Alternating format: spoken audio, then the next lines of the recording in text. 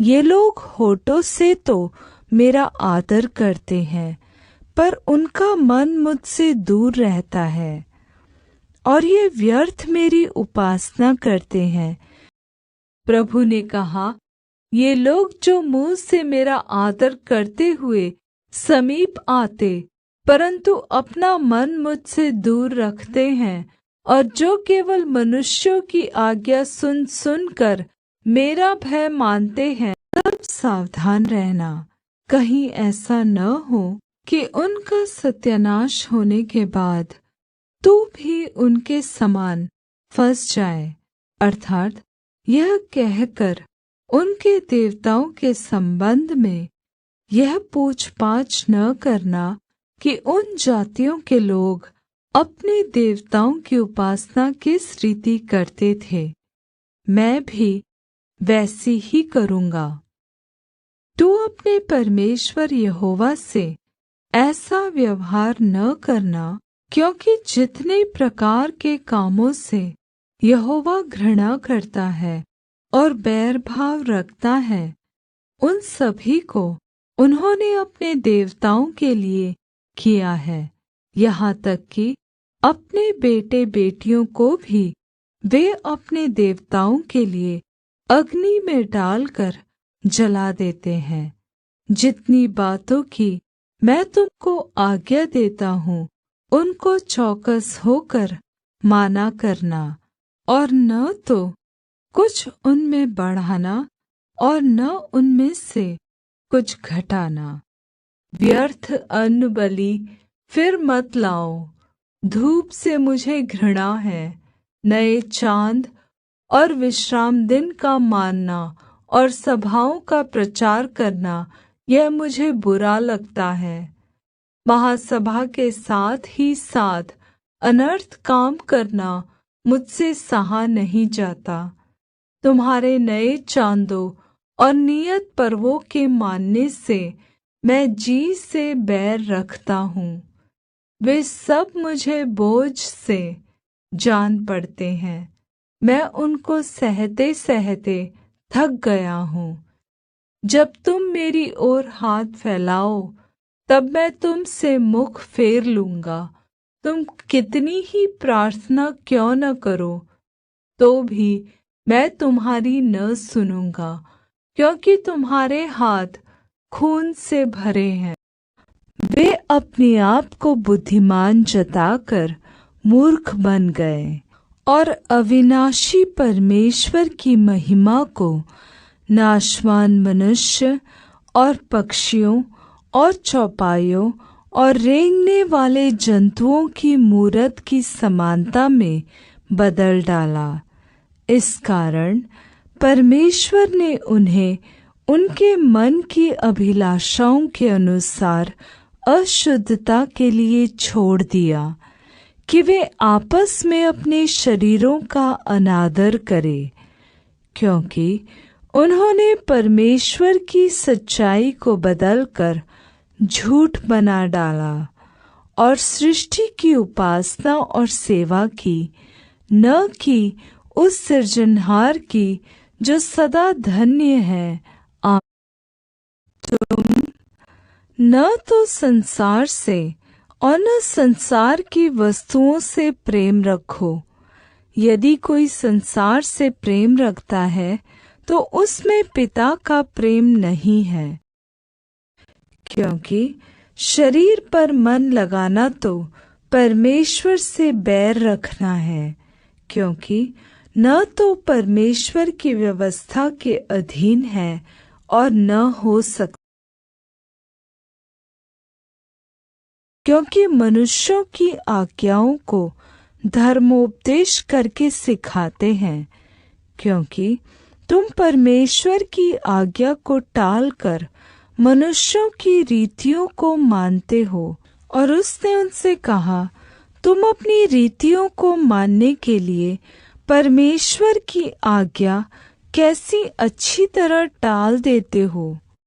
तू अपने परमेश्वर का नाम व्यर्थ न लेना, क्योंकि जो यहोवा का नाम व्यर्थ ले, वह उसको निर्दोष न ठहराएगा। नालों के चिकने पत्थर ही तेरा भाग और अंश ठहरे। तूने उनके लिए तपावन दिया और अन्न बलि चढ़ाया है। क्या मैं इन बातों से शांत हो जाऊं? व्यर्थ अन्न बलि फिर मत लाओ। धूप से मुझे घृणा है। नए चांद और विश्राम दिन का मानना और सभाओं का प्रचार करना, यह मुझे बुरा लगता है। महासभा के साथ ही साथ अनर्थ काम करना मुझसे सहा नहीं जाता। तुम्हारे नए चांदों और नियत पर्वों के मानने से मैं जी से बैर रखता हूँ। वे सब मुझे बोझ से जान पड़ते हैं। मैं उनको सहते सहते थक गया हूँ। जब तुम मेरी ओर हाथ फैलाओ, तब मैं तुमसे मुख फेर लूंगा। तुम कितनी ही प्रार्थना क्यों न करो, तो भी मैं तुम्हारी न सुनूंगा, क्योंकि तुम्हारे हाथ खून से भरे हैं। तू अपने लिए कोई मूर्ति खोद कर न बनाना, न किसी की प्रतिमा बनाना, जो आकाश में या पृथ्वी पर या पृथ्वी के जल में है। तू उनको दंडवत न करना और न उनकी उपासना करना, क्योंकि मैं तेरा परमेश्वर यहोवा जलन रखने वाला परमेश्वर हूँ। और जो मुझसे बैर रखते हैं, उनके बेटों, पोतों और परपोतों को भी पितरों का दंड दिया करता हूँ। और जो मुझसे प्रेम रखते और मेरी आज्ञाओं को मानते हैं, उन हजारों पर करुणा किया करता हूँ। कंगालों का न्याय बिगाड़े और मेरी प्रजा के दीन लोगों का हक मारे, कि वे विधवाओं को लूटे और अनाथों का माल अपना ले। तुम दंड के दिन और उस विपत्ति के दिन जो दूर से आएगी क्या करोगे? तुम सहायता के लिए किसके पास भाग कर जाओगे? तुम अपने वैभव को कहाँ रख छोड़ोगे? वे केवल बंदियों के पैरों के पास गिर पड़ेंगे और मरे हुओं के नीचे दबे पड़े रहेंगे।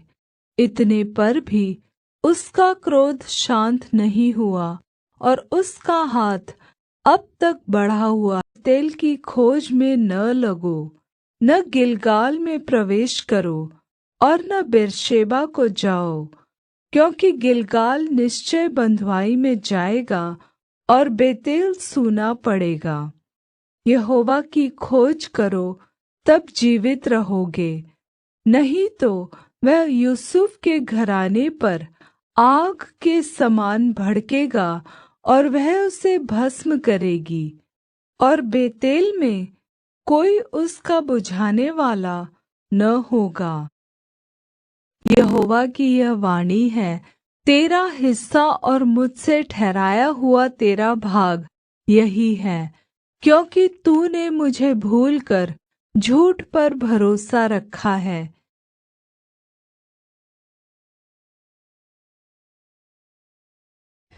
परमेश्वर आत्मा है और अवश्य है कि उसकी आराधना करने वाले आत्मा और सच्चाई से आराधना।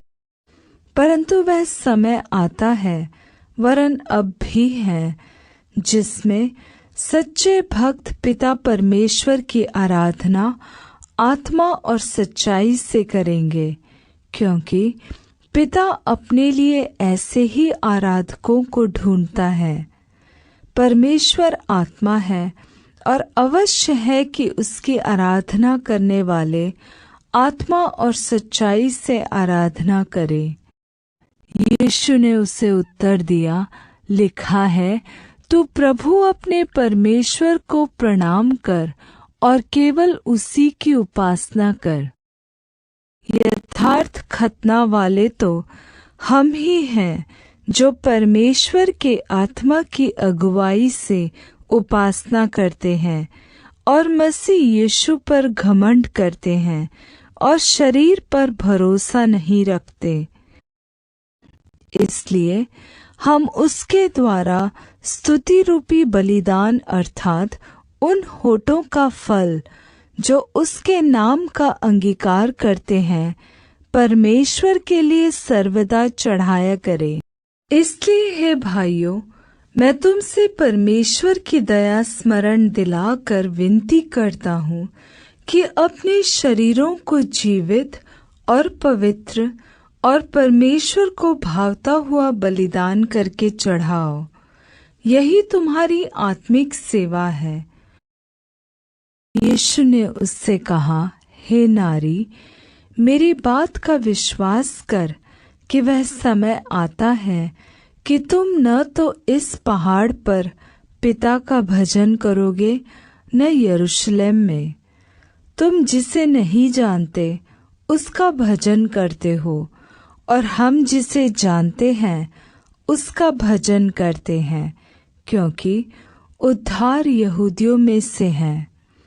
परंतु वह समय आता है, वरन अब भी है, जिसमें सच्चे भक्त पिता परमेश्वर की आराधना आत्मा और सच्चाई से करेंगे, क्योंकि पिता अपने लिए ऐसे ही आराधकों को ढूंढता है।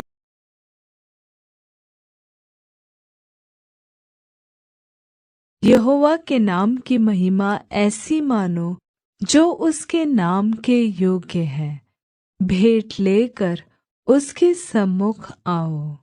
पवित्रता से शोभायमान होकर यहोवा को दंडवत करो। हे सारी पृथ्वी के लोगों, उसके सामने थरथराओ। जगत ऐसा स्थिर है कि वह टलने का नहीं। आकाश आनंद करे और पृथ्वी मगन हो, और जाति जाति में लोग कहे, यहोवा राजा हो। तुम एक दूसरे का भार उठाओ और इस प्रकार मसीह की व्यवस्था को पूरी करो।